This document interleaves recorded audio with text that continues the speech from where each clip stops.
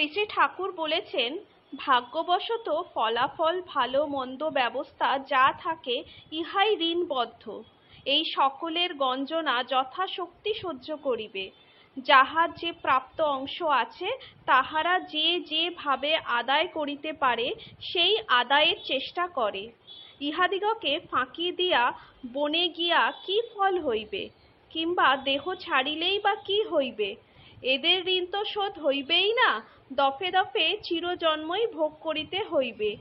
এই গঞ্জনা সহ্য করিতে পারিবে না ভয়ে যদি জপ তপস্যা যোগ যাগ প্রবন্ধন করে, তাহাতে ঋণ মুক্ত হয় না, বরং কর্মবৃদ্ধি হইয়া বন্ধনই হয়। অতএব ভাগ্যচক্রের অধীন হইয়া দিবানিশি কালোচিত প্রয়োজনীয় সংসারের আয় ব্যয় যথাসাধ্যভাবে করিতে চেষ্টা করিতে, ত্রুটি না করিয়া ফল অফলে লক্ষ্য না করিয়া কর্ম করিতে থাকিবে। কেবল নামের আশ্রয়ে থাকিয়া প্রাক্তন কর্ম ঋণ শোধ করিয়া যাইতে থাকো, ভগবান মঙ্গল করিবেন। এই প্রসঙ্গে পাঠ করে শোনাব শ্রুতিতে রাম ঠাকুর গ্রন্থ থেকে শ্রী শ্রী ঠাকুরের পরম ভক্ত ও বেদবাণীর সংকলক ডক্টর ইন্দুভূষণ বন্দ্যোপাধ্যায়ের জীবনের একটি ঘটনা, কিভাবে শ্রী শ্রী ঠাকুরের অপার কৃপায় তার পূর্বজন্মের একটি ঋণ শোধ হয়েছিল। স্তব্ধ অর্ধরাত্রে সহসা বাতাসে বয়ে আনলো একটি ডাক, ইন্দুবাবু। কলকাতা বিশ্ববিদ্যালয়ের মধ্যযুগীয় ও আধুনিক ইতিহাসের ভূতপূর্ব আশুতোষ অধ্যাপক স্বর্গীয় ডক্টর ইন্দুভূষণ বন্দ্যোপাধ্যায় মহাশয় 12 সংখ্যক দেশপ্রিয় পার্ক রোডে নিজ বাসগৃহে ঘুমন্ত ছিলেন। ঘুম ভেঙে গেল ওই ডাকে। চশমাটি চোখে দিয়ে বিছানায় বসে তিনি দেখলেন সামনে গেটের অপর প্রান্তে কে একজন দাঁড়িয়ে আছেন। তাড়াতাড়ি নিচে নেমে এলেন শঙ্কাকুল চিত্তে। নিশ্চয়ই কোনো আত্মীয় অথবা পরিচিত কারো গৃহে দুর্ঘটনা ঘটে গিয়েছে, অথবা বিশেষভাবে বিপন্ন, না হলে এত রাতে কেউ কারো দ্বারস্থ হয়? গেটের এ প্রান্তে তিনি দাঁড়াতেই ও প্রান্ত থেকে আগন্তুক অনেকটা হুকুমের স্বরেই বলে উঠলেন, শিগগির 300 টাকা নিয়ে আসুন। নিদ্রা বিজড়িত চোখে অনেকটা যন্ত্রচালিতের ন্যায় ডক্টর বন্দ্যোপাধ্যায় মহাশয় উপরে উঠে এলেন। পাশের ঘরে তার সহধর্মিণী তখন নিদ্রিতা। তার আঁচল থেকে চাবির গোছা খুলে নিয়ে তিনি ক্যাশ বাক্স খুললেন, গুনে নিলেন 300 টাকা, আবার ক্যাশ বাক্স বন্ধ করলেন, সহধর্মিণীর আঁচলে চাবির গোছা বেঁধে দিলেন। দ্রুত পদে তিনি নিচে নেমে এলেন এবং টাকাটা অপরিচিত আগন্তুকের হাতে তুলে দিলেন গেটের মধ্য দিয়ে। প্রাপ্তির সঙ্গে সঙ্গেই অতি দ্রুত প্রস্থান করলেন আগন্তুক। এবার ধীরে ধীরে ডক্টর বন্দ্যোপাধ্যায় উপরে উঠে আসলেন, বসলেন আপন শয্যায়। একটা বড় রকমের ভুল হয়ে গেল। আগন্তুক কোথা থেকে আসছেন, কার বিপদ বা কার বাড়ির দুর্ঘটনা, কোনো কিছুই তো জানা হলো না। একটা সিগারেটে অগ্নিসংযোগ করলেন তিনি। টানতে টানতে ভাবছিলেন, আর্থিক সাহায্যটাই বড় কাজ নয়, বিপন্ন আত্মীয়র অথবা পরিচিত জনের দুঃসময়ে পাশে গিয়ে দাঁড়ানো এবং প্রয়োজন মতো অন্য সাহায্য করাও তো উচিত। সিগারেট শেষ হলো। 7-5 ভাবতে ভাবতে তিনি পুনরায় ঘুমিয়ে পড়লেন। একটা শোরগোলে তার সকালে ঘুম ভেঙে গেল। পরিবারের সকলেই 300 টাকা উধাও দেখে সন্দেহ করছে বাড়ির ভৃত্যটির এই কাজ। গভীর রাতে সকলে যখন ঘুমন্ত, এতদিনের পুরাতন ভৃত্য, সে যদি এহেন চুরি করতে পারে, তাকে কি আর রাখা যায়? তাড়াতাড়ি তিনি পাশের ঘরে গেলেন এবং পরিবারের যারা সেখানে উপস্থিত ছিলেন তাদের অকপটে গত রাত্রের আর্থিক সাহায্যের কথা তিনি খুলে বললেন। সুতরাং চাকরের উপর সন্দেহ একান্তই অমূলক এবং সে সম্পূর্ণভাবেই নির্দোষ। প্রতি মাসে তিনি 3টি পরিবারকে নিয়মিত গ্রাসাচ্ছাদনের জন্য সাহায্য করতেন। বিপন্ন হয়ে কেউ যদি অর্থ যাঞ্চা করতেন, প্রত্যাখ্যান তিনি কোনোদিনই করেননি কাউকে। সম্ভব মতো তিনি সাহায্যের হাত সম্প্রসারিত করতেন। আর দুঃখ বোধ করতেন এই ভেবে যে তার সাধ্যমতো সাহায্য প্রার্থীর পক্ষে হয়তো পর্যাপ্ত নয়, আরও বেশি কিছু দিতে পারলে কিছুটা সন্তোষ লাভ করতে পারতেন।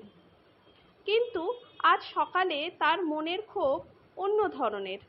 চেনা নেই জানা নেই অপরিচিত একটি পুরুষ গভীর রাতে এসে 300 টাকা চাইলেন আর তিনি তাই দিয়ে দিলেন, মাসের শেষে তাও। একবার জিজ্ঞাসা পর্যন্ত করলেন না যে কোথা থেকে তার আগমন অথবা কী বা তার প্রয়োজন। খবরের কাগজে চোখ বোলালেন মাত্র, পড়তে পারলেন না। বিছানার একপাশে সরিয়ে রাখলেন, তার একখানা প্রিয় গ্রন্থ টেনে নিলেন, মন নিবিষ্ট করার চেষ্টা করলেন, কিন্তু 2 পাতাও পড়তে পারলেন না। বইখানা সরিয়ে রাখলেন। কাঠঠোকরা পাখির মতো ওই চিন্তাই তাকে ঠোকরাচ্ছে অনবরত। সেদিন ডক্টর বন্দ্যোপাধ্যায় মহাশয়ের বিশ্ববিদ্যালয়ের কোনো ক্লাস ছিল না, বা অন্য কোনো প্রয়োজনও নেই যে সেখানে গিয়ে উপস্থিত হয়ে কিছুটা সময় কাটিয়ে আসতে পারেন অন্য চিন্তায় এবং এই একটানা দুশ্চিন্তার হাত থেকে কিছু সময়ের জন্য, যাতে তিনি অব্যাহতি পান। প্রায় প্রতিদিনই সকালে বিকেলে কিছু লোক তার কাছে আসতেন। আজ এতটা বেলা পর্যন্ত কারো দেখা নেই। একজন কাউকে পেলে কিছুক্ষণ তার সঙ্গে কথা বলে ক্লেশ ভার অনেকটা লাঘব করা যেত, সেদিকেও তিনি নিরুপায়। অন্দর থেকে ইতিমধ্যে স্নান আহার করার জন্য তাগিদ কয়েকবারই এসেছে। অনেকটা বাধ্য হয়েই ডক্টর বন্দ্যোপাধ্যায় মশাই স্নান সেরে এলেন বটে, কিন্তু স্নিগ্ধবোধ করলেন না। আহারে বসলেন, ভোজনের রুচি অন্তর্হিত। কিছুক্ষণ ভাত নাড়াচাড়া করে উঠে পড়লেন। শয্যার আশ্রয় গেলেন, কিন্তু সুক্তি এলো না। কণ্টক শয্যায় এপাশ ওপাশ করেই মধ্যাহ্নটা কাটল। অপরাহ্নে হঠাৎ মনে পড়ল ঠাকুরমশাই তো কলকাতাতেই আছেন এবং যে বাড়িতে তিনি অবস্থান করছেন সে বাড়ি তার বাড়ি থেকে বহু দূরেও নয়। ঠাকুরমশাই তখন অবস্থান করছিলেন অবিভক্ত বঙ্গের আইন পরিষদের ভূতপূর্ব সভাপতি স্বর্গীয় সত্যেন্দ্রচন্দ্র মিত্র মহাশয়ের 20 সংখ্যক সাউথ এন্ড পার্কের বাসভবনে। মনে পড়ার সঙ্গে সঙ্গে ডক্টর বন্দ্যোপাধ্যায় মশাই প্রস্তুত হয়ে নিলেন এবং উপস্থিত হলেন ঠাকুর মহাশয়ের সামনে। প্রণাম করার পর ঠাকুর মহাশয় স্নেহসিক্ত কণ্ঠে জিজ্ঞাসা করলেন, কেমন আছেন ইন্দুবাবু? বিষণ্ণ মুখে তিনি উত্তরে জানালেন, মোটামুটি ভালোই আছেন। আরও বহু নরনারী সেখানে বসে ঠাকুরের কথা শুনছিলেন। সন্ধ্যার পর থেকে সত্যেনবাবু মাঝে মাঝে এসে ঘরের লোকজনকে ডেকে নিয়ে যাচ্ছিলেন প্রসাদ পাওয়ার জন্য কক্ষান্তরে। ডক্টর বন্দ্যোপাধ্যায়কেও ডাক দিলেন মিত্রমশাই। এখন থাক, পরে হবে, জানালেন বন্দ্যোপাধ্যায় মশাই। তার মনোগত বাসনা একান্তে ঠাকুরকে যদি তিনি একটু পান তাহলে গত রজনীর কথা খুলে বলবেন এবং জানতে চাইবেন কেন এমন হলো। কিন্তু সেদিন ঠাকুরমশাই একান্তে পাওয়া দুর্লভই হয়ে উঠল। 10 জন এঘর থেকে যান তো সঙ্গে সঙ্গে আরও 5 জন এসে প্রবেশ করেন।